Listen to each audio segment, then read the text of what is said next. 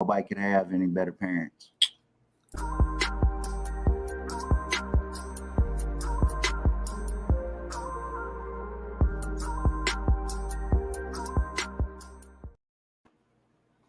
Huh. Okay. Something that was weird. All right. So for some reason my computer skipped and like the intro just stopped for a second. And then it just that was strange. All right. So anyway. Well, we are live. All right. That is for sure. All right.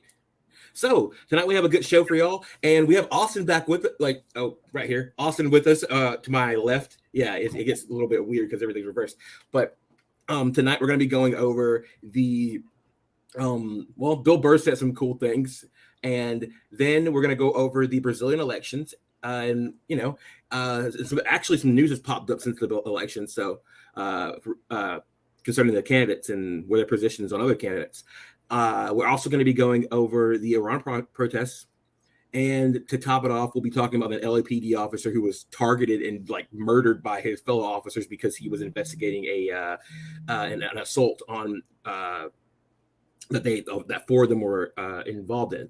But before we get started, tonight we have a special guest. We have Zeynab Day. I'm going to bring. Hey, Zeynab, welcome to the show. Hey guys, thanks for having me.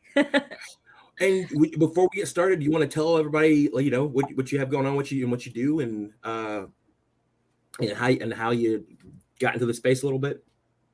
Well, right now I've been between work, but I have been organizing a few things. We just wrapped up. I don't know if you guys heard of it, but Camp Dada, and I wasn't able to go to New York because I had a medical procedure, but they pulled it off. The Bank sisters and Lucy and everyone that was involved just did an amazing job, and it was super cool. So we're talking about potentially an Appalachian one in the spring.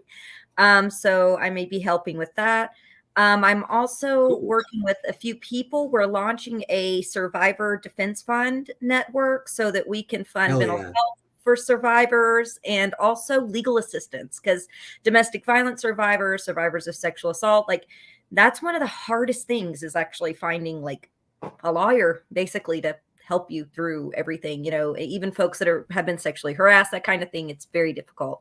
So we're hoping to be able to launch that and to be able to get some funds and also just start up some support group out there to help each other as well. And then lastly, I'm working on something called Bulletin because I'm a journalist and I have been for like 10 years now. So I'm launching an independent news site, and I'm going to be fundraising to launch a website with that. And on the website, I'm hoping to be able to have a page where I can prop up other amazing content creators that would want to be on that page. You know, folks like Savvy Sabs, maybe RBN. I haven't talked to them about this shit, so guys, don't. Sorry, guys. But you know, just feature links to amazing stories that come out, information, and also create original content. Have another page where folks can actually put in events that are happening in their area, like organizing, door knocking, mutual aid events, things like that. So you can search up your state and you can find out things to get involved with action and organizing in your state that's going on right there. And also that gives us an outlet to be able to cover it, right? And to be able to reach out to those people. So a little mix of that.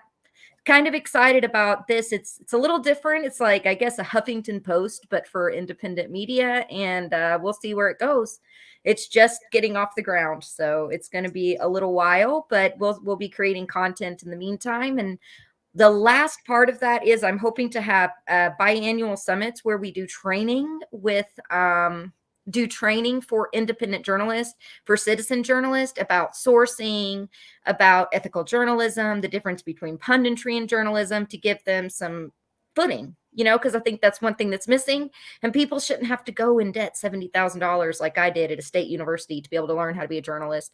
I had great schooling, but if we can bring in some journalists to help people, the more the merrier in journalism, I say. That newspapers are gone. That sounds awesome. Journalism again. Yeah, that sounds really cool. Like I'm excited. Like that sounds like pretty much. Hey, where pretty much like a little bit of like a aggregate, like a little bit aggregation site, so you can find things and like be able to go to different news sites, but then like has its own content. Like that sounds really cool. I really like, I wouldn't consider myself a journalist, but I would definitely consider. I definitely think like maybe every citizen should be a journalist. You know what I mean? Yep. And be informed and know how to like critically work through things, Yeah. I tell the kids I ain't trying to tell you what to think. I'm trying to tell you how, meta thinking, whatever you want to call that. Give them the tools so they can think for themselves. Don't listen to me. You figure it out. Y'all can see. I think that we'll probably have to like hit you up about that, because like my wife in particular, she's like really into writing and she wants to do the journalism, but she doesn't know where to start, and I think that kind of thing, getting help and like actually some direction, because like it is one of those like things where you just kind of jump into it. I feel like I don't even know how it is when you go to school for it. Like I know you still network and make connections, but it's still like you still have to jump in there and then get your name and then make. So it seems like one of those kind of. So it seems like that would be very, very helpful. You get editors that like seasoned editors that like redline like most of your writing. And I worked at the student newspaper, Eastern Progress, for 5 years. I ended as their editor in chief, and it was one of the first newspapers in the country, like student newspapers in the country. And we were independent from the university. We were publicly funded, or we were funded by like ads and stuff like that. So it's cool. That's crazy. You think like there already have been like a student news like that had been before? Like that's crazy. That's really cool though. Well, but send your my way, Z. You can message me anytime, even before this gets started. Yeah. All right. First today we're gonna go over some things Bill Burr said. Bill Burr got on his, I guess this is his podcast, and he got a message from like from one of his right-wing listeners, and they were a little concerned about the fact that he had some things to say about capitalism and socialism. So let's hear that real fast. Socialism. Hi, Bill, you redheaded fuck. I really appreciate the bluntness of that. How are you? Last week you mentioned you don't know why people demonize socialism. I was really taken aback at that statement. Oh, Jesus Christ. Every country that has tried socialism has failed, and it's responsible for tens of millions of deaths. All right, so would you say capitalism is working? And it is not, when like, what is it? Like 99% of the wealth is in like fucking 2% of the people's hands. All of these tent cities, you're telling me this is working? You don't think capitalism is responsible for tens of millions of deaths? Anyway, Russia, Germany, China, Cuba, and most recently Venezuela have tried, or right now are socialist countries. As far as I know, whatever Cuba was trying to do, we prevented them from doing with a fucking embargo or whatever the hell we did. We've been fucking with them for 60 years. So I think you're looking at like what a lot of people do is you look at your own country through rose-colored glasses, the same way you look at your own sports team like, oh, my team doesn't cheat, but your team does. Our team definitely cheats. There's two things that like are very like stuck out to me. The fact that he one thing it stuck out to me is the fact that person said Germany, which is pretty stupid. But then like also it stuck out to me the fact that he actually started talking about Cuba, and a lot of times like people will avoid Cuba, especially higher profile people.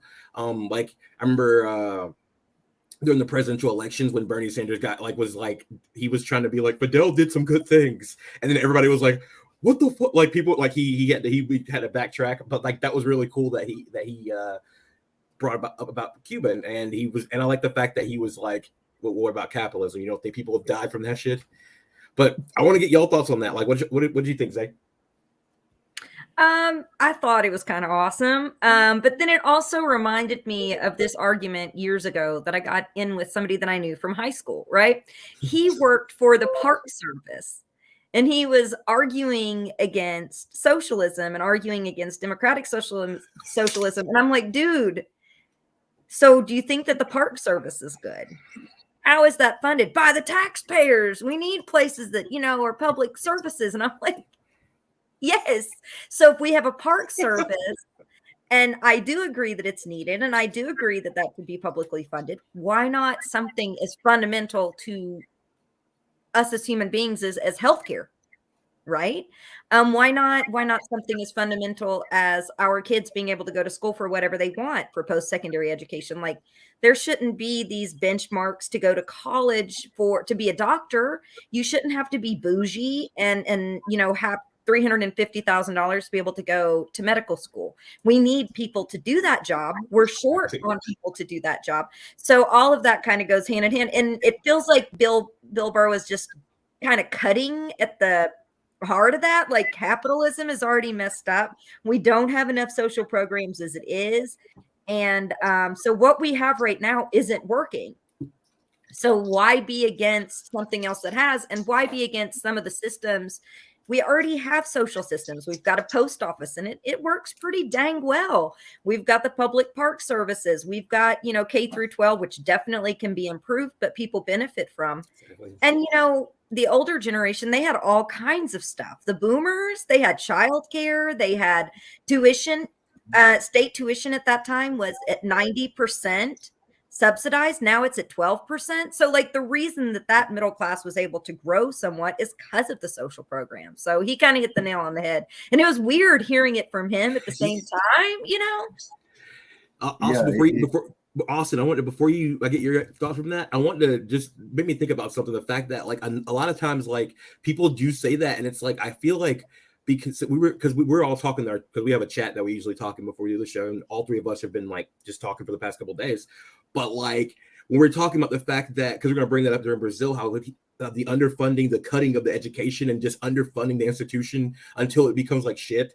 And then like, so I don't feel like people have ever seen what a actual funded, like having fully funded fully funded thing. We only have these really shitty versions. So people don't trust a lot of people just don't. That's why a lot of people have like no faith in like getting public things. Something. Yeah. They pass something, then they half-ass do it. Yeah, exactly. But also, what did you think about that? I think I blame his wife for his progress. That's what I'm going to say about that. Yeah, but yeah, I mean, capitalism is socialism for the rich.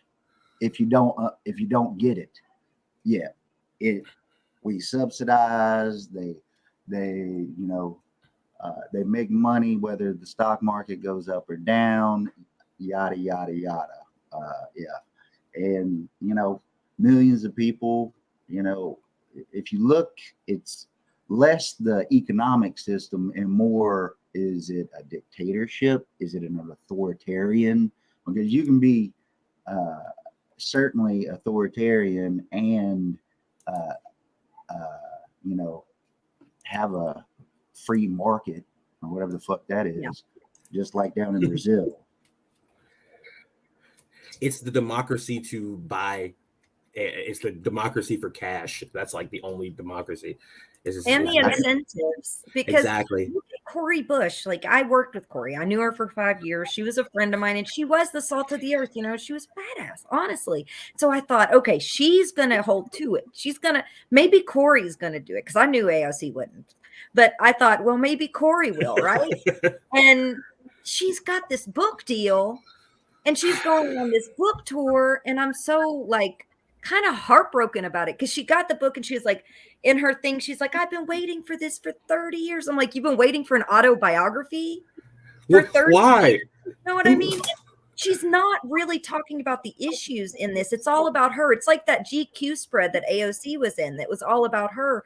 And that's what's disappointing. She did go through struggles. It's great for her to share those stories, but at the same time, right now, she's got 15 media shows lined up, and I'm like, but you're elected in Congress to do Congress work, not to do the next AOC. We didn't like it when Alex did it. We were all like, what is she doing? So all those things. Like, it's just like, and it sucks because, like you said, like she has legitimate like struggles, and like she's been through, like she got the like, I remember the story of her getting like the shit beat out of her by the cops when she was unconscious, and those kind of things. But now that she's in Congress, it's like two different. It's like two different people. It's like it sucks.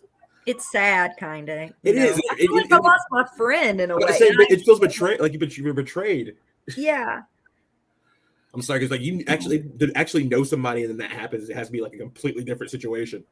I feel like it's the same either way, because there were a lot of people that didn't know her personally, like I did, but believed, I was so excited. What it means. What now, Z? I was so excited. I was like, she's gonna do it. She's bringing fire, and then I was like, Corey, and then the force the vote thing started, and then I think like once that happened, like I feel like you started seeing like it's like they really aren't trying to just like go hard on things, like because there's things they could be doing to cause trouble. They don't have to like be successful, but at least like you see that they're trying for us. Be a fucking pain in the ass. Yeah, if anything, if you can do anything, at least just be an asshole and like show us that like you're standing up for the people. But, I mean, imagine Paula Jean in the Senate. I don't think that Paula would. I know her, and I just don't see. She'd be like, "No, I gotta say something." But and that's I why might she's even not. trying to. But that's why she's not there. Yeah, because she would. It's like so. It's like it sucks. The people who should be there are just like on the margins. Yep. The periphery. Exactly. It is like it is sad. It does make it like. And it goes back to what Bill Burr was talking about with capitalism. There's these incentives. It's all wrapped into it, and it all impacts everything, like he was saying. They've done us well so far.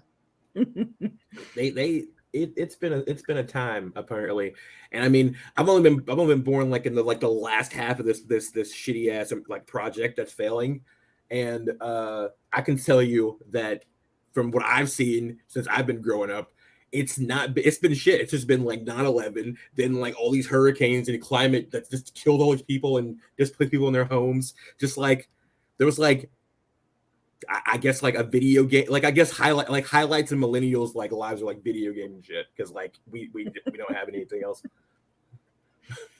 So they make it easy for escapism. Exactly. We've got pushed into like the internet and stuff like that. Not saying there's not good things on the internet, but the internet's like has some very bad things too. And I mean, Twitter is basically a gladiator ring. Exactly. I think we were talking about last night in our meeting. Like we had a meeting last night, and we were talking about, we were talking about like the YouTube strikes and stuff like that. And then we we're talking about the incentive. Like the incentive for these social media sites is to be an asshole. Like because it just gets people to like give you more attention. It gets the site more engagement. And then like people who are like being cool and nice don't usually like go that far because they're not making any waves. Like that's what sucks. Let's see. So I'm sorry. Go ahead. No, I just have a meme in my head where the dude's in hell screaming, "But I was based." And then Stonk's guys there. I like Stonks. There you go. The Brazilian election happened last October the 2nd, so about 4 days ago, and it was Lula da Silva versus Javier Bolsonaro, and the far right leader who is currently still the president until he gets ousted, and it looks like it's going to be happening because Lula has received 51% of the vote to Bolsonaro's 43%.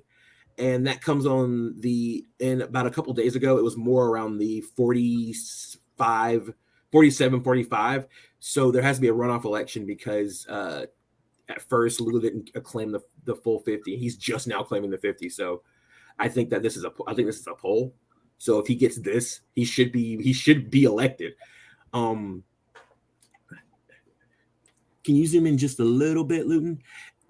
And there's a video that I was watching a little bit earlier today, and it is so cool. Like it was just like we're gonna play it. It's like from Breakthrough News, and they were like on the ground there, and they were just talking to a bunch of the activists there and what they had to say about it. And it was cool, like the seeing like people just involved and talking about how like it's wild seeing like trade unionists. Like it'd be cool to see that here one day, like them just being like, get this genocidal bastard out of here. It's like, hell yeah, like it was fucking cool as hell. So I think instead here you got unions endorsing someone like Joe Manchin, you know. Exactly. Like they're like sitting there like this dude killed like 500. They're pissed about COVID, like he let all his people die, and here it's like, yep, whatever. Like it's a like when like watching that, like all I could think about was like the parallels. Like it's so different here. Like people like give a shit there, like about their, like people are starting to give it, and I mean people are starting to give a shit here too. I don't want to like underplay it, but like it can be a little disheartening. You seeing like another country like stand up for themselves, and you're just like, everybody's here is just still eating donuts, watching TV, and acting like everything's normal after like millions of people just died. We could learn from the global South and these uprisings, man. They have it together, you know. And in some of these countries, you know, they are struggling, and the people get out. You're right. And they do the thing, you know. I think another thing that it makes me realize, like, because I'm not completely like, I do think more should be put on the outside of electoral politics, but the global South is a perfect example of how if you mobilize and make your own party, then you can make, because they vote in left, they have been voting in leftists, but they've still been waging like the struggle on the outside of it, but they're connected with the labor unions, and they're connected with, they have parties that are actually like worker party. They have their infrastructure, and I feel like if we keep going, if the labor unions and labor parties, like the labor union here and the labor movement that's actually happening, if it gets bigger and bigger, that could like if someone was able to put that energy into like a political vehicle, I think that could be very beneficial, because you can just see it, like it's like it's like you said, it's all wrapped up into one thing.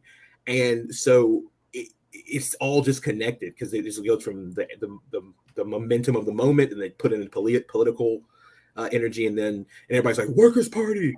But yeah, that video is really cool. We need to watch that in a couple seconds. Let's see, let me get it. Já atingimos a casa de mais de 6. Yeah, there's some subtitles on this. Yeah. Já atingimos a casa de mais de 683 mil pessoas mortas pela Covid, pela irresponsabilidade de um governo negacionista que negou a vacina, trocou a vacina por propina. Além disso, acabou com a saúde no Brasil, está destruindo o SUS, as estatais estratégicas estão sendo dilaceradas, a nossa maior empresa do nosso país, chamada Petrobras, está sendo fatiada. A fome está entrando nos lares dos trabalhadores brasileiros. O desemprego está de norte a sul do nosso Brasil. Então nós temos que dar um basta. Por isso que unimos todos os trabalhadores, todos os sindicatos, todas as centrais, para que a gente possa ser feliz a partir de domingo, ganhar a eleição e poder fazer o Brasil voltar de volta para os brasileiros. Essa é a decisão, é a determinação da classe operária brasileira que vai dar essa ajuda para a América Latina e para o mundo. In Brazil, for each 23 minutes, we lost a black young person. It is the first time in Brazil that we try to employ the presence of black people and the black female inside the Congress. That is so white and so violent for us. Brazil, it's a race country where this light-skinned elite try to control all the power in this country because of we try to put the quilombo inside the Congress. É insuportável para nós, é insuportável o racismo e nós precisamos confrontar o racismo. We need to define our people and put our agenda, the black agenda, in the middle of the National Congress of each country, pela memória de Assata Shakur, de Angela Davis, pela memória de Martin Luther King, de Malcolm X, pela memória de todos que lutaram na África do Sul, pelas nossas irmãs e irmãos, Winnie Mandela, Nelson Mandela, todos e todas que lutaram. A nossa obrigação é lutar para libertar o nosso mundo do racismo. Viva nós, viva a luta! A reforma agrária Hell yeah. não está. It's always black women carrying the fire, man. That just made like, that's like the fifth time I watched that, and I'm just like, rah. And she mentions like she mentioned like Asada Shakur. She mentioned like, dude, that was so powerful. Like there's a little bit more of that video, but I just want to we can watch a little bit more of it. I just want to hear like what y'all think about that so far, because this video is really good. Well, I was going to say the fact that they're trying to privatize their oil industry, you know, that's always a fucking mistake, always. And so good luck if that happens. And it doesn't seem like people are down with that. I was going to say, it also sounded like their health system's breaking down here. So you know, we don't have much to compare it to. But Zeynab, what were you digging on? I was thinking about, you know, in Brazil, she's talking about the racial divide too.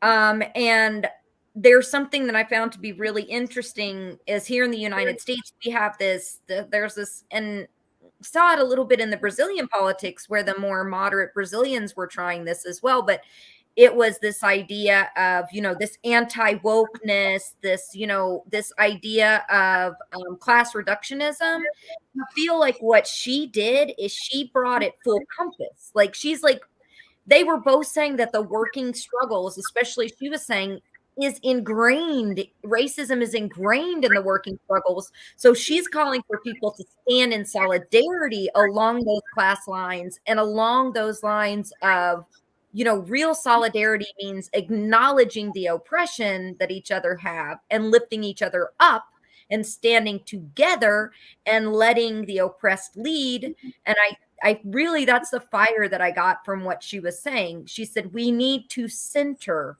Black voices. We need to center the struggle so that it can be fixed, you know, so that we can find solutions. So ignoring it and boiling it down to class without acknowledging the impacts of things like, you know, what it means to be a woman, or what it means to be a person, an Indigenous person, a Black person, and what all those different struggles have impacted those individuals economically, we're not going to get there because we're not really standing in solidarity.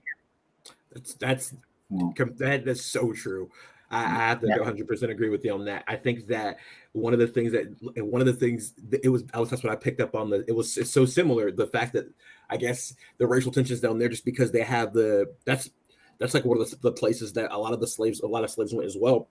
Mm-hmm. And Brazil just being like a white ethno state, just like the United States. So there's a lot of similarities there. And another thing that I think that is funny about, and I don't mean this in the video, is the funny thing about like the fact that people here would, a lot of Democrats in the great replacement thing that was happening, and the fact that the Democrats are betting on, you know, people becoming browner and then that's already happened in Brazil. Like there's over, I don't even know, there's double digits how many races they have because of all the different mixtures of people. And it didn't change the damn thing. Like if you're brown, you're still getting the shit beat out of you. And like, as they were saying, the more light-skinned people, it seemed to be, because of the colorism that's also embedded with the racism. It's a whole mess. So it is. Yeah, tokenization ain't gonna work either. Tokenization ain't gonna work. You know, we don't need Afeni called her Kamala Harris today instead of Kamala Harris. And like, we don't need that. You know, we need real fighters. And at the end of the day, people are class loyal. You have to remember exactly. That. And that's very true. Like, people have to be shown their interest, like especially people who have been like historically benefiting, and even if they don't realize, they have to be shown where their interests lie. So it's been pounded in them since they've been a little kid that they're like superior, or, you know, and people the vice versa, and inferior. People believe that shit. So yeah. Well, capitalism, it requires that division in order to operate.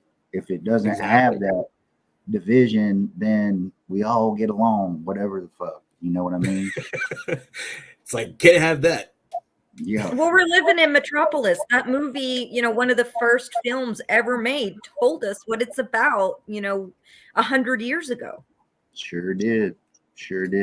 I feel like everything, like, I wouldn't say like stopped, but 100 years ago, all of the writing, everything was already there, and like for the most part, and like people are just now going back and being like, oh shit, they were right about that. They were right about that. It was like written in like 1919, things like that.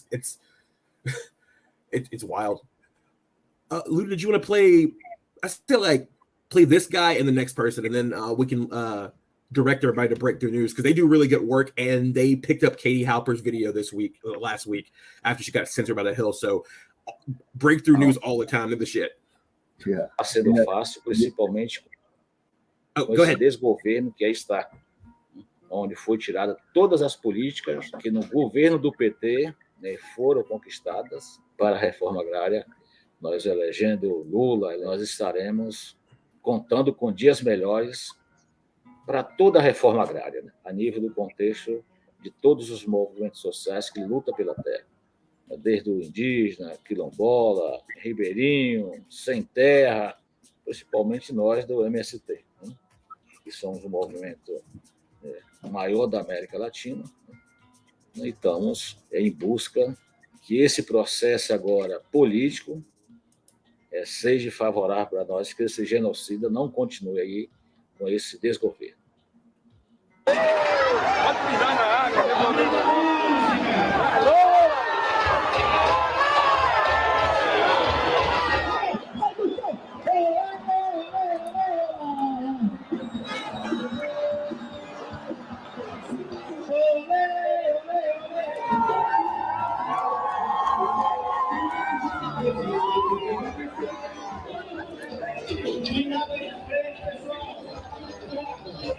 Is this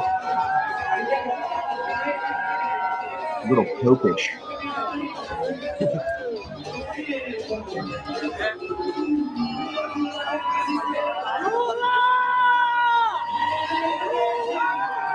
A importância dessa eleição é de extrema importância, justamente pelo fato de que é um momento histórico, principalmente para o movimento LGBTQIA+.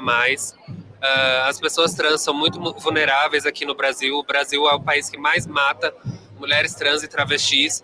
E eu, enquanto mulher trans, vim aqui presenciar o ato do presidente Lula, que ele já é presidente.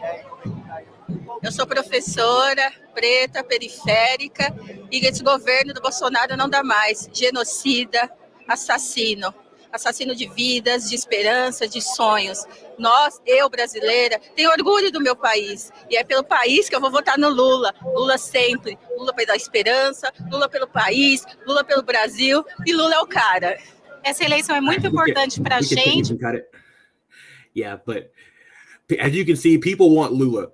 And a lot of people want Lula. And the fact that, he got locked up like a couple years ago, I'm sure that he's like, the fire is burning in him to like come back for a comeback as well.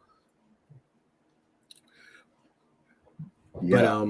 But the October 30th is when the runoff election is happening, and the person who came in third, they just put their support behind Lula. So yeah, that's awesome. So yeah. So hopefully, and people had to understand, like Lula da Silva's like pretty much like he's a little bit left of Bernie Sanders. Like that would have been like it would have been a ridiculous great start. He's a really good politician, and he's doing what he needs to do. He's going to be a really good step into that, like into the. This is real populism. Yeah, right? Exactly. The movement is from like it's the movement that everyone spoke about. Everyone that they spoke to, there was all along class lines, but also, like they said, everyone mentioned their social issues. They mentioned their economic issues. That farmer that was talking, and they felt free to. They felt free to. They weren't like that. Because like you see, like you said, like you see that a lot, and like you get to a group, they're like we welcome everybody. And the first time you say, like, especially people like being black, you say like you start saying like one thing about slavery, everybody goes like, well, now you got to bring the mood down. Blah, blah, blah, blah. It's like it's not bringing the mood down. It's an issue, and if we don't get that issue handled, no issue is going to be handled. This Can I is talk to fact. you about reparations? It's the same thing as what's happening with the transgender issue right now. People are like, it's like as soon as someone says it's like, oh, we got to dump them and throw them under the bus. It's like, no. Why are you trying to go after the people who are doing the hurt? You're trying to people are more interested in converting people who are doing the hurting than getting people who are hurt to mobilize behind it. Like, and it's I don't. That's what I get confused about. Like, and it's such a minority. I don't think that people realize, because I've talked to almost 30,000 voters across the country, and most of these people care. They care about social issues. They're not the Marjorie Taylor Greens and the Ron DeSantis, honestly, you know. Exactly. And so you run against women's issues in Kentucky, you're going to lose. Like every Republican that runs here, they're like, we're going to fund the Violence Against Women's Act. You know, and then they're pro-gay marriage here because in Kentucky, despite that one lady that refused to sign everyone's certificates, in Kentucky, we have one of the highest per capita populations of gay people. People don't realize, and you don't hear that anywhere. The first 4 cities that ever passed city ordinances. It was called the Fairness Coalition, but they passed fairness ordinances for housing and stuff. The first 4 in the entire country. So it's a lot more diverse than we think. And 2/3 of the country are independent. People are always, I say that too, Z, they're always talking about how we have to change people's minds. Well, really, we agree. We just have to come together. Like, we got to stop. They want us focused on changing people's minds, though, right? Because if we're always focused on going to the fringes to change their mind, we're not focused on organizing. Exactly. I think that you saying that as well. It's what is it? Crap. My brain is just like Local elections for sure. Yeah, local elections definitely. Like, I think that people do not need to stop doing local elections. I also think that, like you said, people are divided, and it's not so much people. One thing that people like, it's like capitalism, socialism going to fail. It's like, but why do they put so much money and so much time into trying to stop it? It's the same thing. Like, people want to believe, like, the status quo has so much money put into it, and because people inevitably do change, like, people's minds change and people change, and it's all the cash and all the things that are like being put into not letting people's minds change and keeping them on that same like path, because people aren't like static creatures. We do change. So it is, you can, the thing is, you can change people's minds. I think it's just like people are just going about all these things the wrong way. Yeah. Good point. Focus. Now, I think, well, originally we were going to transfer. We're going to talk about the project, and then we're going to go into the Iranian news. But I think we're going to go into the Iranian news. No, it's fine. I was like, am I supposed to talk about it now or wait? No, I was like, we can go. Now I guess we're going to go ahead and transition to the Iranian protests. And one thing we saw that you have been posting a lot about it. And are you Iranian descent? Are you? Mm-hmm. Okay, cool. My mom's Southern Appalachian. So my dad, he's Afro-Iranian. Okay. And so he immigrated here back in like 75, I think, 74. And I was born in 78, just before the Shah fell. And so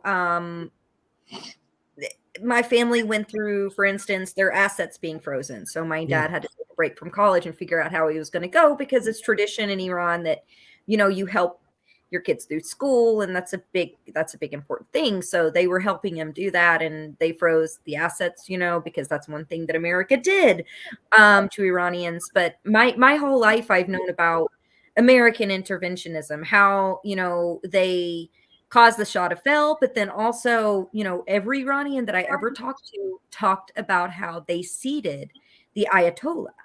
So they sort of came in and circumvented the revolution. And that's something that's not talked about a lot, because I've heard a lot of people even making the argument now that, the revolution was organic. Yes, it was.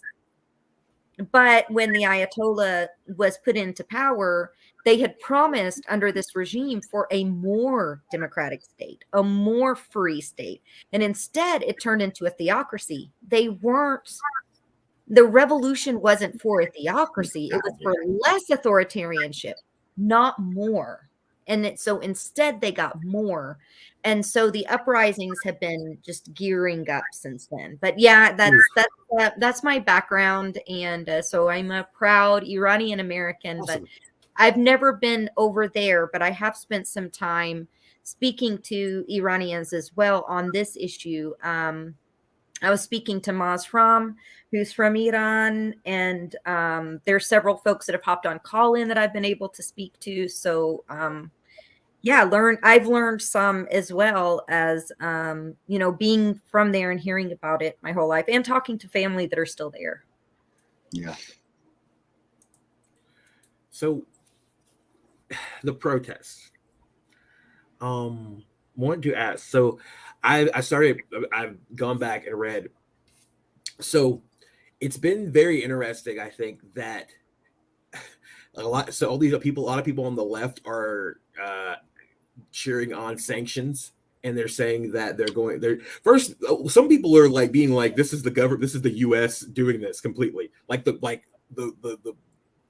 protest that just recently happened. And and then they're like we stand with the women of Iran, and we want to help them with sanctions. And that's not what we want. Like, Iranians do not want sanctions. We don't want more because it doesn't impact the regime. It doesn't impact the republic. All that it hurts is the people. And that's what it's already been. Like, there's already like a lot of the turmoil in Iran anyway, like especially economic, is coming from sanctions in the first place. And you think about it, like, what's the point of sanctions? Is it to stir up distress? Is it the concept that it's based on some benevolence that these rulers have, that they're going to see this happen to the people and out of their heart they're going to change, is a nonsense concept. It's a nonsense. It really is. The ideologues that in there are wealthy. They are selling their oil, and it's supposed to be public oil, but they are making the profits off of everything almost. It's very similar to us. They have a 1%, and then they've got everyone else, right? Mm-hmm. And so those people aren't going to, just out of the kindness of their heart, because there's sanctions, make political changes. And these are like and a lot of these people are regimes that are like kings and queens. They are living the life. They're not just like a rich politician. They're like, that people can carry them to their rooms, and fucking it's not the same kind of lavish, it's insane wealth. Like, so the Ayatollah, they're not just gonna give it down. King. I mean, he's akin to a king. Yeah. Today actually, I feel bad because this is the first time I've actually like watched him talk. Like, I was like, I don't like his vibe, because it seemed like he was starting to blame. He was blaming America. Then it seemed like he was trying to turn. He was blaming the people. It's like, come on, like, once again, like, the parallels are very funny, even though we're not like we're not a theocracy. We're getting there, but we're showing that line pretty hardcore right now.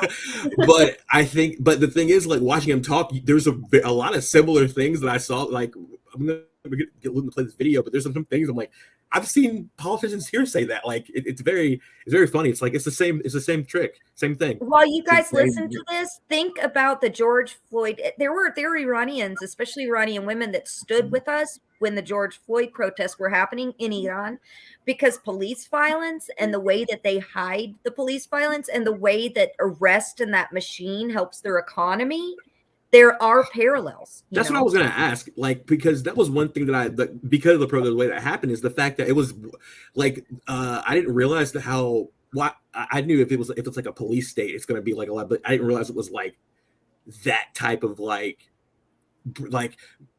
as out in the open as it is here, like, where it's just like, take a person, they disappear, and they show up dead. Like, and then the government's just like, no, they don't even care. We investigated ourselves. Exactly, the internal investigation. Like, yep. All right, Luton.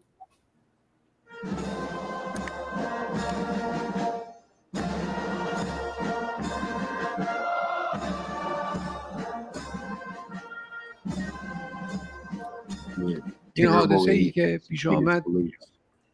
دختر جوانی درگذشت. خب حادثه تلخی بود، دل ما هم سوخت.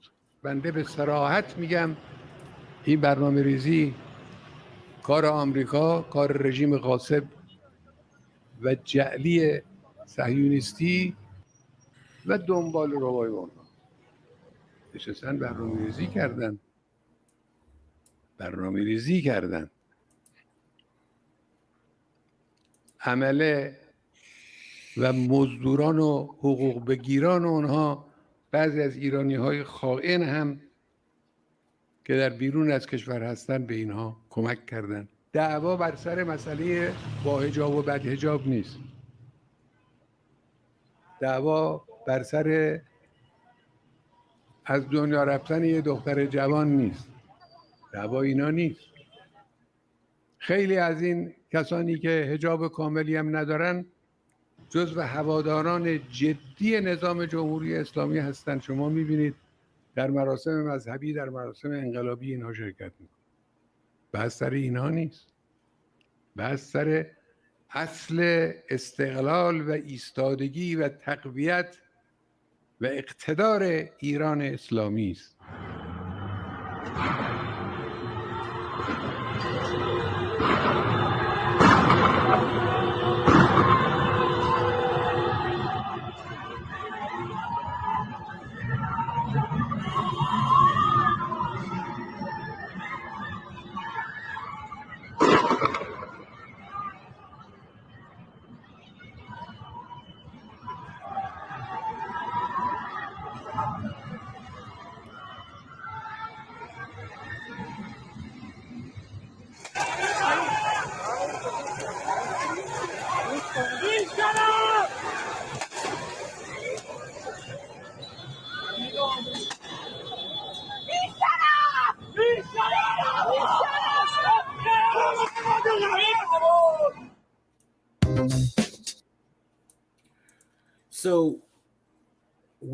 So the protest started because of it's Masa. How do you say her last name?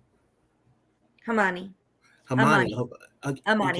Okay. Masa Amani was murdered by the police. She was taken to custody because she wasn't wearing her job correctly. Her and her family were visiting the Capitol, and she got taken away. And then she came up a couple days. Well, was it yesterday? I think. I'm trying to make sure I'm getting my information right. But there was another protester, 16-year-old girl. She was murdered as well by I'm just going to say ISF because I don't know if that's the right term for their police, their security force. The morality police, is how we kind of refer to it. But there has been multiple people that have been killed protesting, several women. Okay. There's been 133 total, most of them teenagers, many women, some boys. They went into a mosque in one area. They kind of rounded up the protesters and they fired into that mosque. And I'll have to look at the number killed, but it was dozens. My God. And it's not, he said this isn't about the hijab. And he's correct in a way, because it is in part, but it's about oppression and it's about choice. And it's about Iran is secular in a lot of ways. They have a multitude of religions, from the Islamic religion to Christianity to Zoroastrianism, which was a part of, Iran and Persian history. And then there's always been secularism, dancing, poetry, music, art. These are things that are extremely deep and rich in the Iranian culture.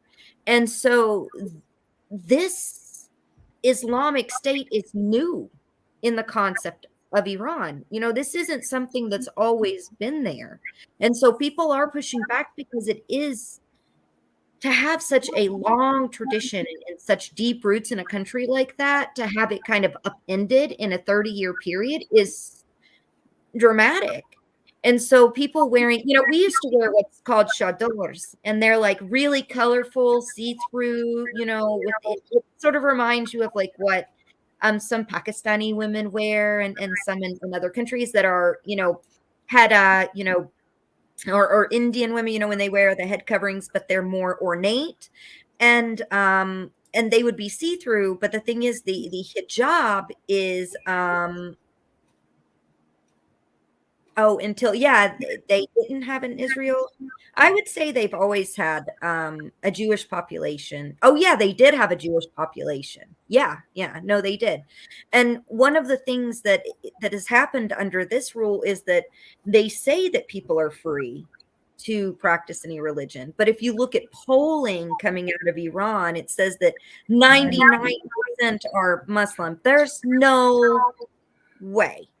I feel like that sounds like it's like, yeah, there are people or women who get away with not wearing their hijab all the time. Just like there's people who, like, in other, like, you see people walking around here who don't just get targeted by but if, like, the wrong soldier or the wrong person sees you on a bad day and wants to enforce the rules, like, they're gonna do it. And then when they want to do that, you have no legal recourse because the law of the land, I feel like. But Mm-hmm.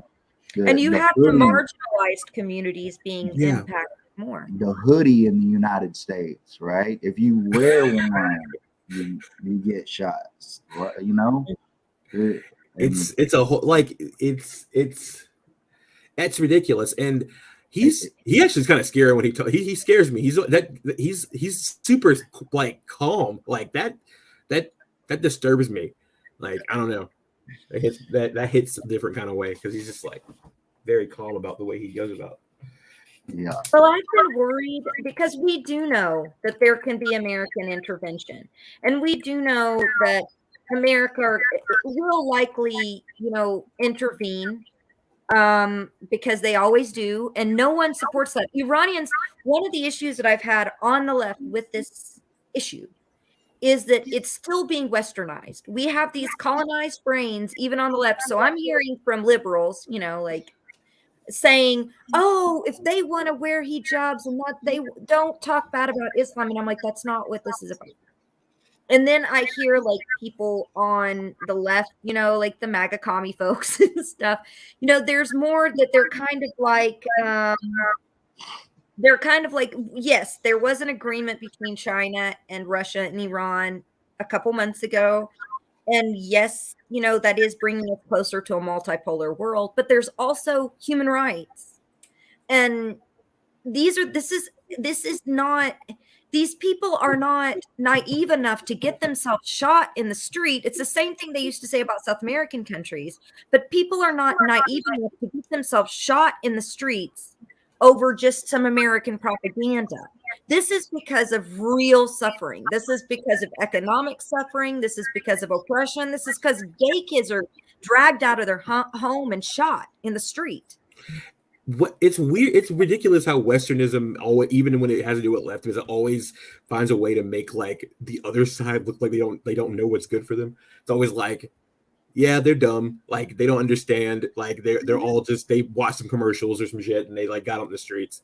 It's like, and people have been schooling me and other Iranians on this for 2 weeks now, and it's frustrating because they don't know what they're talking about. And so they're like, Zeynab, you're not going to say that, America. I saw, Max Blumenthal. He did a show on this, but he brought on a woman who is a PR person for the Islamic Republic. He should have disclosed that. She has done that for the last 20 years. She should have disclosed that. That's her job. It's not just a different perspective from the ground, which is what it was titled. It was the state perspective.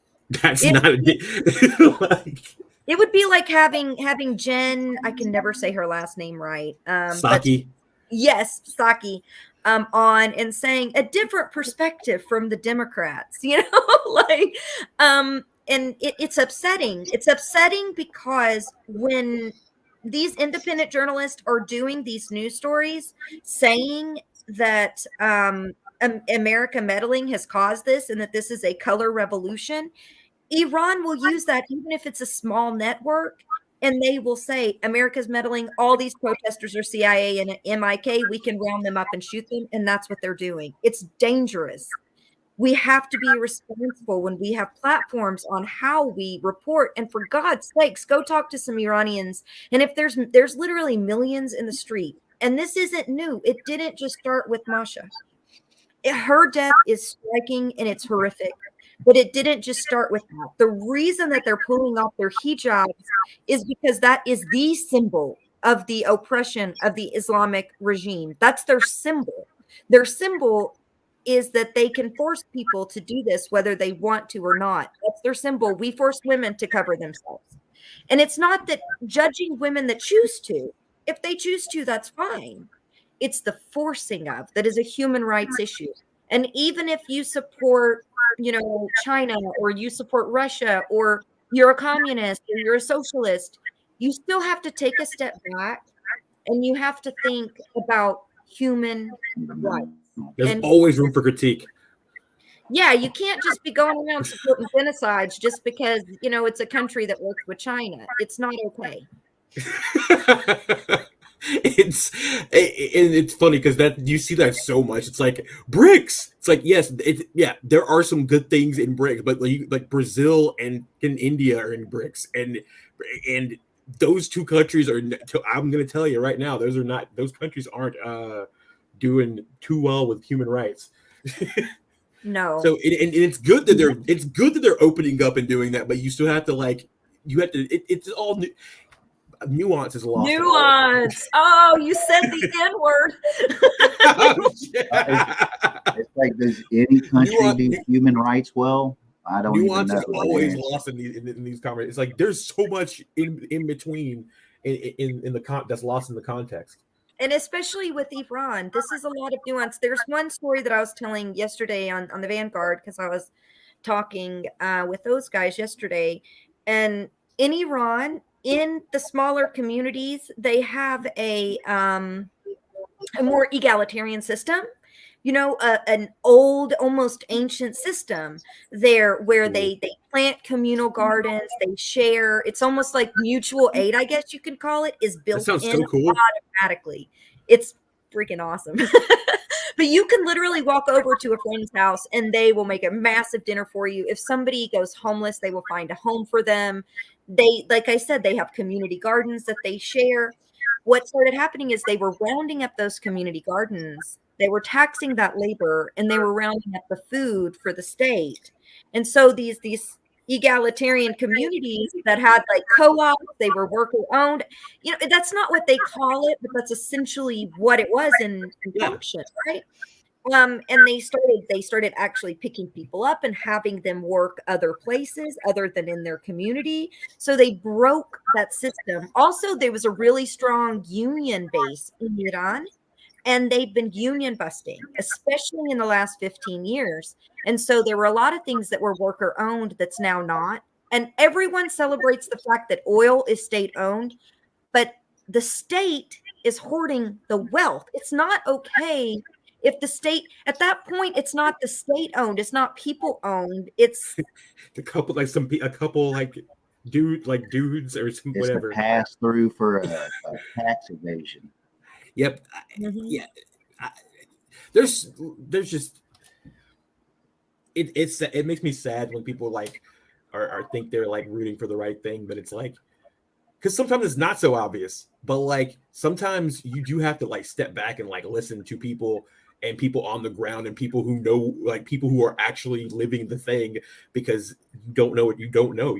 There's no way you can know. And because if you go online right now and you just type in Iranian protests, like you said, all you're going to get is you're not going to get any of the, like you told us about the symbol of oppression for the hijab. You're just going to get the hijab and feminine and pretty much, especially on, dim and lib, it's just girl power, hell yeah. And it's just yeah, but there's so much more that it's in this protest than just girl power. Albeit it is girl power, but it's not your sanitized liberal version of girl power.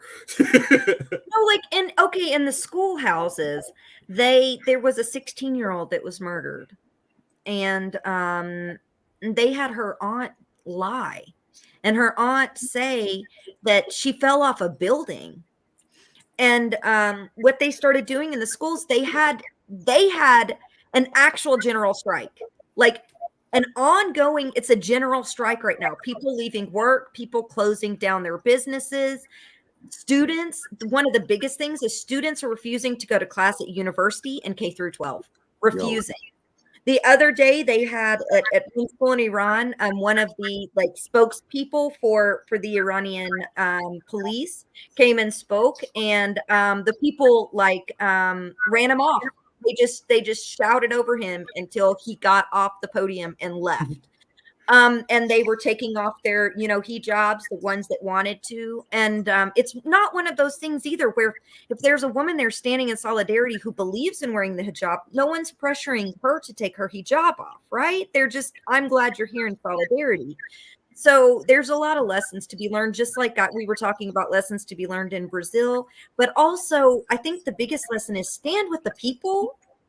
And don't act like these armchair foreign policy hot takes for clickbait. You could be doing harm. Like, stop it. Do your homework. Like about global politics when you don't know anything.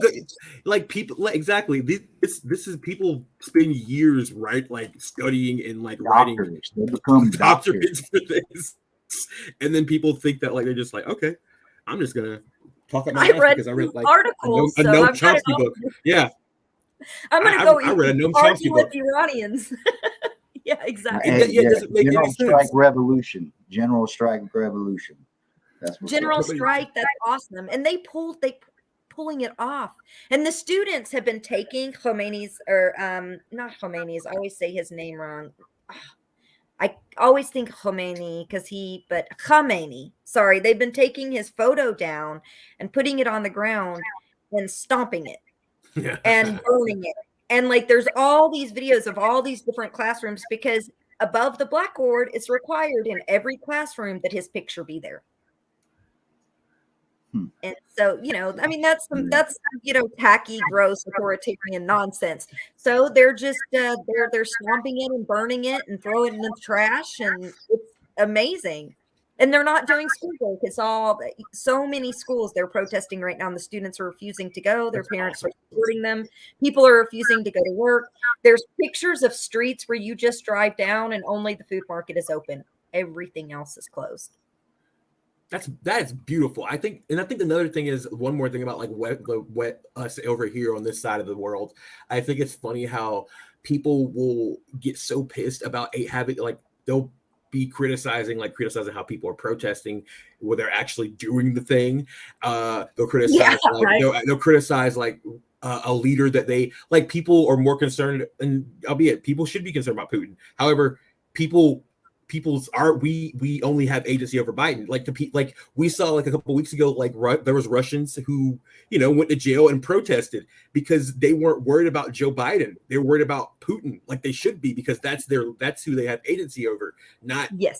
And over here, we were more concerned about like you said, we're distracted. We'll be oh, Putin, but Biden's getting away. But our leader is just doing all the shit.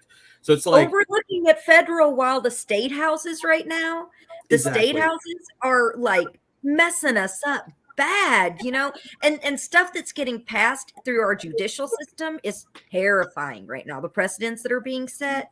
And so we're just distracted. Wag the dog is a real thing. And I believe that what happened in Ukraine is serious and important, but I do believe there's been some wag the dog too with our media to distract us from how horrible things are going in our own country. Not to say it's not serious, but I do see some of that happening. And I will say there's a lesson.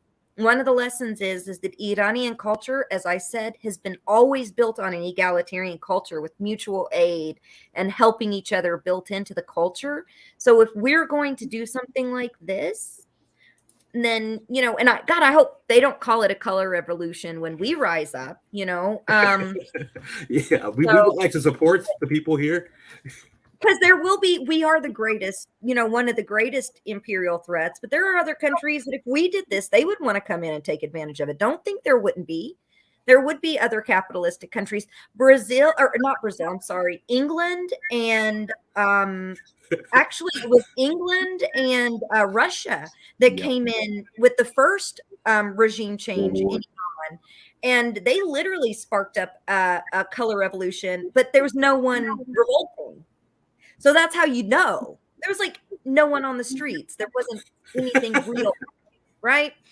And so they did that. And then the second time around, the last revolution was real. Yeah, it was, the people were real. But America came in and meddled and helped to seat the Ayatollah because they support this regime, because even though there's sanctions and stuff, this regime is still selling America oil for cheap.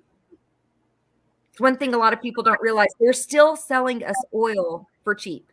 Saudi just raised the prices today too. Saudi just, so they want to keep this relationship with the current regime, because if there's an overthrow and the people take it over, they may not let them, sell this oil to America dirt cheap anymore. So that's keep in mind. Oh, sorry. I don't even think a lot of people it's shocking how many people don't know what OPEC is though. Like, like people just think the president's just like in control of is the oil baron. Like, it's like, no, bro, there's like a whole like organization of countries that are that control outside it. We're not in the clique either. Exactly. And it's like, I think I'm going to do a video on that one day. I'm going to be like, look, Joe Biden isn't controlling the gas. I mean, he could put caps on the companies, but the gas prices are being fluctuating by these guys. It's all, people have to realize. Oh, go ahead, Austin. I want to say something that power, real power, oil, all this power related through oil, removing the need for oil from our lives, like the fundamental processes. Like every fucking thing in my life is made of plastic, which means it's made of oil. Medicine, like fucking Xanax, that shit, that's made from oil, Really? What? Yep. Makes sense. It does make sense. Oil. And Dune, man, that's what that book was about. Yes, exactly. I don't know where I was going, but microgrids, solar punk shit, grow your own shit. Fuck the HOA, fucking plant something out front. I don't know. Like, I will say though, learning about those gardens, the gardens that they did, like that, those community gardens you're talking about, that's so cool. Like, I had no idea, because we don't have it, we don't learn anything about Iran here. Like we only learn that they're the theocracy and they're dictatorship. I know all about Persia. Do you? I know a little because I watched a video today.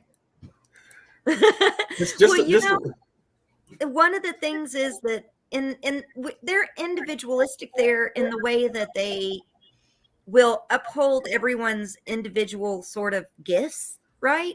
Yeah. But at the same time, and they're very high on education. And like I said, arts, music. Right now, they have arrested artists. They've arrested musicians in Iran. That is a huge deal. Any Iranian artist or poet, they arrested a poet.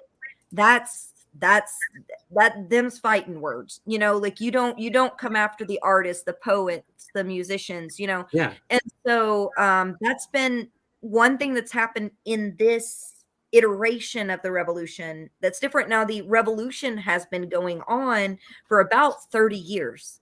This isn't new. It's been happening for a long time. And so if, this last wave is just, it's hit a tipping point like it has in so many others. And if you think about it, there's a lot of other things. People just look and they're like, oh, they're working with China and Russia, so it must be a color revolution. People, we just got out of the COVID pandemic and it rocked Iran. Hundreds of thousands of people died. Their economy is on the brink because of sanctions. Yes, I will say that has an impact and we should lift those. So if you want to support, ask, like you said earlier, Z, all that we can do from here is pressure our government, not school Iranians on how to do their revolution, not go and call it a color revolution.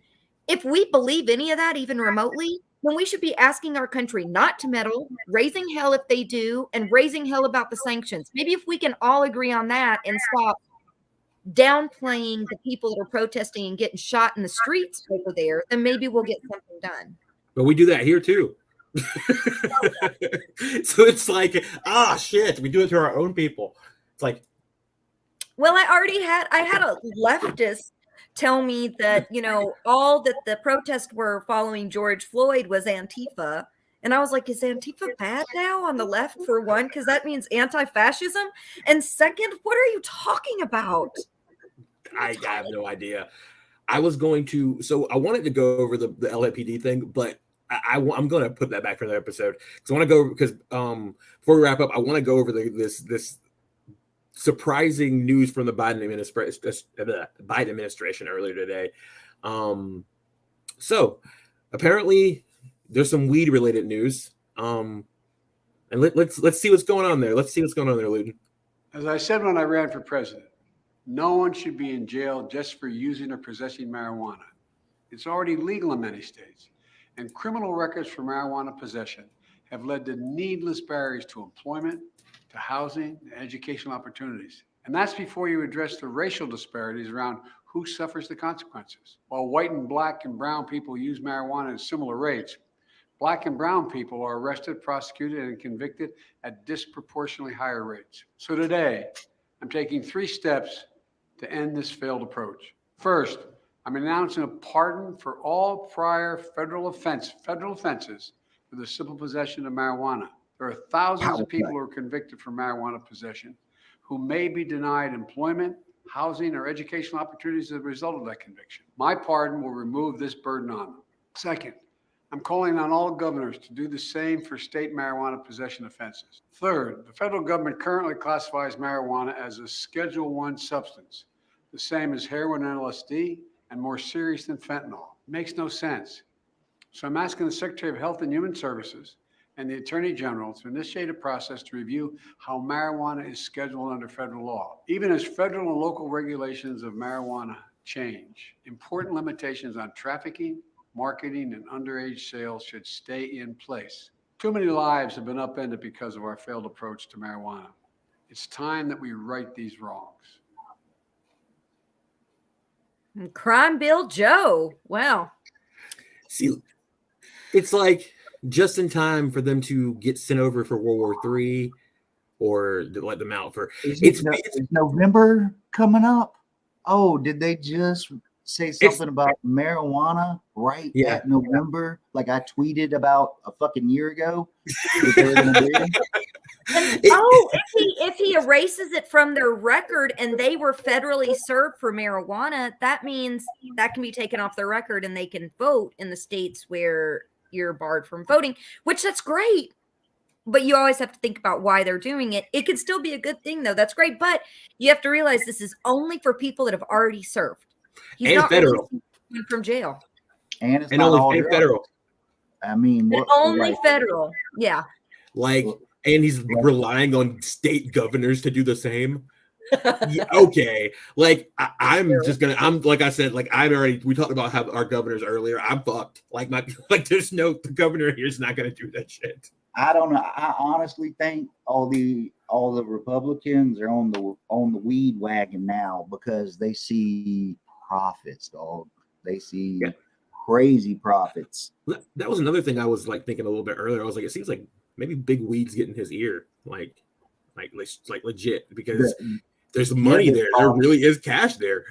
The cannabis company they jumped 15% in their stock when he announced this today. Something like that. So, it's not like they're all on board for this. It's not like he hasn't never listened to his donors before. True, and he's already announced he's going to be running in 2024. So one of the biggest issues that people have with him just 3 days ago. So one of the biggest issues people have with him is the crime bill. Like moderates and leftists, which is the most of the country. Most of the country aren't conservative. They're either moderate or leftist. They're still mad about the crime bill. And so Crime Bill Joe can be like, guess what I did for the black and brown Turned a community? new leaf. Yes. I know. Sorry, dad jokes. Yo, LSD's next though. Let's get that off that schedule. I'm for shrooms. Let's get shrooms. If I wake up tomorrow and psychedelics have been descheduled, I'm gonna be happy. I'm gonna be happy as hell. I'm gonna be visited in the Congress lunchroom. That's where I'm at. Man, but I won't be having to go to somebody's papa's house. No, it's been a long time since I've done that. I'm a mom now. that's exactly what I'm just like, yeah. When my kids are adults, if we're not like on a boat somewhere because of climate change, I'm definitely gonna like do some shrooms when I'm like old, like when I get old again. So yeah, just gonna have to, and just be like, yeah, I'm 12 years old again, and this is amazing. Tell the kids about a time when it's like, yeah, we used to have these. There used to be a thing called houses, and there used to be a thing called like fucking money and shit like that. Like, yeah, grandpa stories. I'm gonna have grandpa stories. Woo. I used to have my teeth, but since I live in America, whoops. Well, but the Justice Democrats have a 30-year plan, so by that time, hopefully, we will have Medicare for all in 2060. You know what? I'm happy to hear someone has a plan that's longer than a year. So I'll take that as a fucking win. Even if it's we're looking forward. Before we finish up on this, I want to see. Let me see. What does this entail for like people, and particularly people who have? It sounds like it's gonna be a shit show.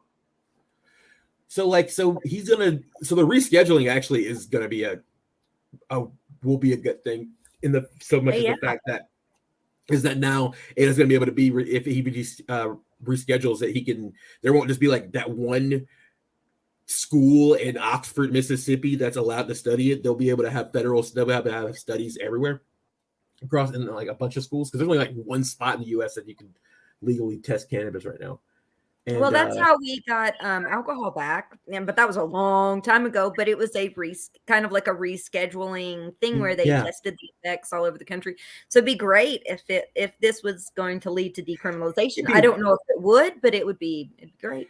Hey, it's 100 years later, like from like prohibition about like this could be like a signaling. But I don't like he's like it's not gonna be him though. He's not gonna go all the way with it. That's not gonna happen. But yeah. We'll take what we can get on that one. It was a good day. Mario movie trailer came out and Joe Biden like expunged some fucking weed, some federal weed. It could be. I mean, at least he did something. We're not giving him a free pass, but can say, well, yo, he moves like he did. He moves like he's got 1,000 milligrams in his ass all day. He does look like he's on an edible, but like. He really does though, but it's just like we'll see where this goes, and hopefully it gets rescheduled, and hopefully I hope that at least some Democratic governors like do some pardons, because that'd be fucking awesome. And like we said, I want to be more hopeful about this, but he could have just been like. He has the power to just be like, weed's legal. And it's like, bro, just do it. Like, why you got to do these little tiny steps? You can just sign the paper. An executive order could take care of all of it. Man, I can't stand incrementalism, like you were talking about with Justice Democrats. It's one of the things that when I was there and I was at Brand New Congress, I was like, ugh, because these liberals that had a lot of money would tell me this is the long haul plan, and I'm like, you guys are making me want to like give up on life right now. Like, stop telling me that. That's because they're like long term. And that's because they're like somehow benefiting from that long-term plan. Because there's no way. Like it's like I need this now, man. I don't need healthcare. I don't need healthcare when I'm like about to die. Like I need healthcare now. Like It's because they've got it, Z. They got the healthcare, they got the house. There's a lot of people that have money on the left that are leading the movements that are getting into office, but they're even leading things like nonprofits and stuff like that. So they don't have urgency. Yeah, right. Exactly. It's you're right. It's got to be from the like it has to be led from the marginalized groups, or it's going to be a 50-year plan. Generational poverty and generational wealth is another thing I don't hear talked about very much, but is real as hell. You know, if you're someone who's still helping your parents because they're still making ends meet and you're making ends meet, but you know someone who their college was paid for, you know, their parents helped them get their first house. They were able to get them, you know, a loan so they could buy their first home. Their lives, like I know a lot of people like that. Their lives are like up here. And then everyone else is like here that didn't have that. It's simply from like owning a house. Like people don't even understand. Like simply from owning a house, you are like ahead of the game and like so like far beyond because you can like actually acquire wealth. And then you have people renting, and then it's just like the monopoly game. It's expensive being not being rich. It's expensive being poor. Like you have to. There's a lot of fucking money that goes in that shit. People renting appliances 3 times the price that were supposed to be. There's.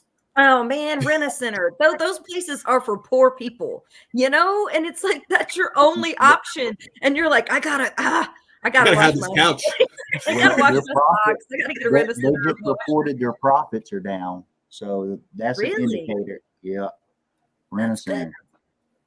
That's good. Good. All right, y'all. Well, I'm gonna have to wrap it up because I gotta get to see what the little ones are doing. Hopefully life exists outside of this. But you know, we it's fun. I love doing this, and it's always fun to get like talk and see what's going on across the world and talking to other activists and things like that. But Zeynab, thank you for coming on. Is there anything you want to shout? Is there anything you want to shout out? Yeah, shout out your stuff again. Just I hope I didn't take us too far off track with my loud mouth. I would say if you want to learn more about what's going on in Iran, you can follow MOZ at MOZFRAME online. Mo's also a badass activist. Like he's awesome. So follow Mo. Just in general, he's great. He did like Medicare for All stuff. He's done a lot of action and organizing, but he's also born and raised in Iran. And so he knows a lot about the Iranian culture. So check out him because he's been following this and updating. You can find me at Zeynab Day on Twitter. And if you guys have any ideas for stories or anything like that, I did do a post a couple of days ago asking folks what kind of topics they want to do. I'm going to be doing a show coming up. I think on Monday, I'm going to do a long live stream, and I'm actually going to be asking people who their representatives are, and we're going to be looking at where the money is at. So I'm going to be showing you guys how to look stuff up on FEC. I'm going to be talking to you about the difference between corporate donations, small dollar donations, where the money is being spent. So kind of give you the ins and outs of all of that jazz. So you can follow the money, man, if you're going to vote for somebody. Are you going to have a YouTube page or? Yes. It is, it's Zeynab Day. Let's see. I think you can look up Bullhorn Bulletin, but I don't really have many videos up yet. Okay. Or Zeynab Day on YouTube. I'll be posting both. Bullhorn Bulletin. I'm going to tag this video. I'm definitely going to watch it. Tag this video. Yeah, we're definitely going to be doing that. Bullhorn. And you can also follow Bullhorn. I believe I just said all of this. We're already subscribed to this. Okay, cool. Oh, sweet. Yeah. Okay. Well, I don't know. Well, you're welcome. But I don't know who did this. Like this has this was already subscribed. Okay. Cool. All right. It was lovely to have you. Thank you very much. This was an awesome call, and Austin, you rock too. I've watched you a few times. I've seen you on other things as well, and I've watched I've watched the People's Voice Network. I love what you guys are doing. I'll be sharing out your content. You're more than welcome. You're more than welcome to come back on. Doors always open. Yes. I would love to sometime because this was one of the best conversations I've had in a long time. Oh, awesome. Thank you. But I'm right now working on a video. I had Well, we had our first really good video. I made a video last week. It was about like unionization in anime, and we got our first 1,000. We had a 1.5K on the video, and so that was sick. We're figuring out the algorithm, but we're back. So we're on our way. But then, and right now I'm working on a fascism video that I'm working on, and then I'm also trying to find a short video to work in between, because this fascism video is it's taking a lot out of me. I mean, that's if you're covering the fashion industry and all of that stuff, there's a lot there.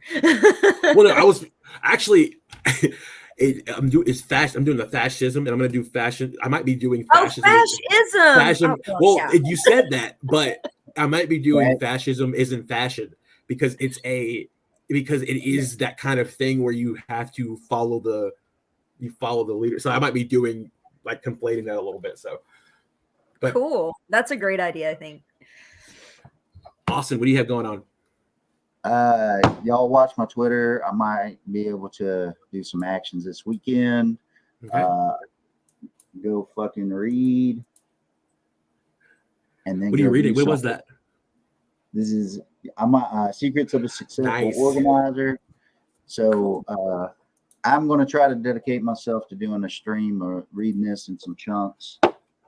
And learning, and then put my ass in second gear, because hey, you got to start somewhere. Agreed. All right. Well, Zeynab, we'll see you next time. And all our pals and friends and people who are going to be watching in the future after this stream is over, don't forget to like, subscribe, follow us on Patreon and all the other good sites. And we will see you soon. I think actually tomorrow I'm going to be doing I don't know if I'm going to put it up tomorrow, but I actually am going to be interviewing Afeni about that Rolling Stone article. So that should be fun. Yeah. All right. Well, I'll talk to you all later.